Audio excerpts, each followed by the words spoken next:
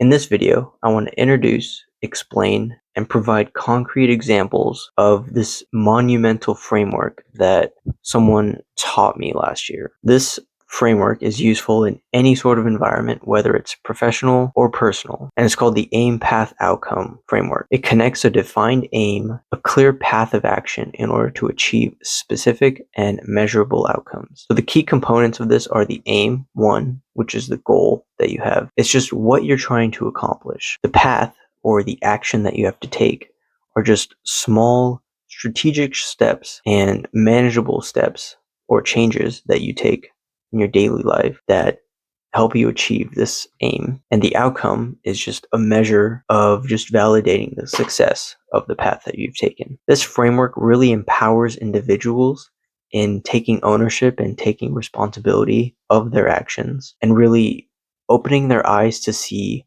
what they're able to accomplish if they really set their mind to do something. This has helped me in professional setting and in personal setting, not only because I had a clear aim of what I wanted to accomplish, but it was specific and it was measurable in order for me to kind of derive a path on how I could achieve this. And so a little table that I've created, which I could put up here, is distinguishing the 4 different buckets that you can fall into, no matter what your aim is. So you can have a good path and a good outcome, which is the hope that's the ideal situation that you land into.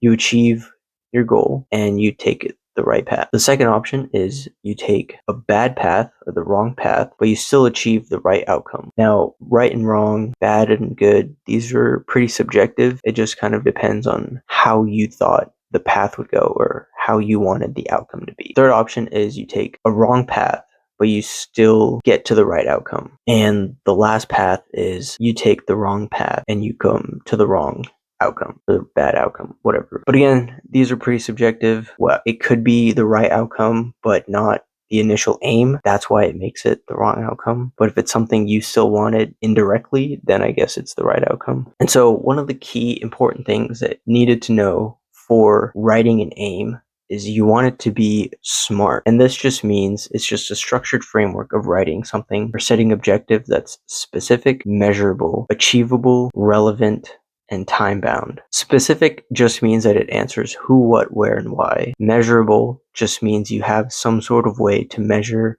your progress. Achievable just means it is something that is realistic and attainable given the available resources, your skills, and the time that you have. Relevant is something that is subjective. It's kind of just based on your principles and whether it aligns with your core values. And lastly is time bound, which is given like a time constraint on when you want to accomplish this by. So the 3 aims that I had were 12-month aims starting at like New Year's resolutions. So starting in January and just quickly going into those. My first aim was health and fitness related. I wanted to be able to look in the mirror and just love my body for me, whether that's more acceptance or through fitness, physical exercise, or a combination of the two. And so one of the paths, or I guess a portion of the path, is getting your daily 10K steps. Some days, actually, I don't get 10K, but I make sure that the day prior or the day after, I increase those by a lot to try to balance. I started running a little, and so I would post some Strava runs here and there. I also technically joined a run club. I am in San Diego, and running is like a big cult here, so why not? I usually run and or do longer walks on Sunday mornings at the beach, which is prime time for mental health and just thinking. I started doing that a lot too for mental health purposes. And the biggest thing in here is like not only nutrition, but also just staying consistent. And I've seen some progress in the past 3 months for now, and I really hope to just kind of lock in from here till summertime. Let's go. Number 2 was improving my social life and just being more present in the moment. So a big thing that one of my buddies told me last year is that I say no to a lot of things, which sucks because I miss out on a lot of opportunities. And so this year I wanted to change that, and I started saying yes to more stuff. And I went out a couple weeks ago for his girlfriend's birthday. It was a lot of fun. I met some cool people. I danced with some cool people. We went out again a different time. It was fun. And I think the biggest thing about just going out and going out of your comfort zone is just being able to meet like-minded people and just grow your relationships, build relationships, and have fun, honestly. Just enjoy life. And number 3 is kind of 2 in 1, but the first one is to just pivot into a role and grow my career to how I think I want it to be in the future. And the second part of that was building, this platform and my content creation and other businesses to kind of fill in the extra time. Because I did a lot of doom scrolling last year, even earlier this year, that I want to try to get away from. And posting on social media is actually a great way to not doom scroll. And if I do doom scroll, it's not even doom scrolling. It's just I'm looking at other creators and other videos from a content creator perspective. I'm trying to figure out and identify what types of hooks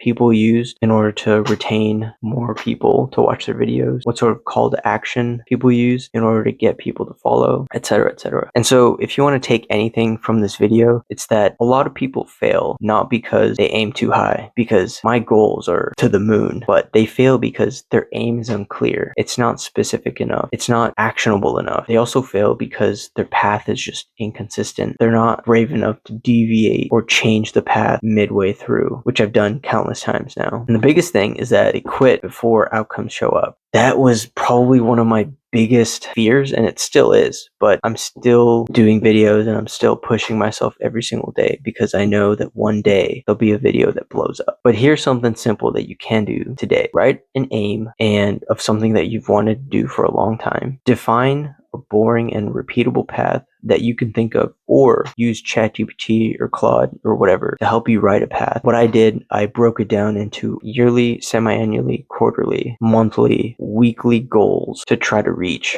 in order to get to that year-end goal that I have. And then stay consistent with it for 30 days at least and see if you're able to find an outcome in that. And so if this video helped you at all, and if you think it's something that you can be a part of, feel free to follow along. I'll try to share more tips about personal finance, just professional advice, lifestyle stuff, and anything else that intrigues me.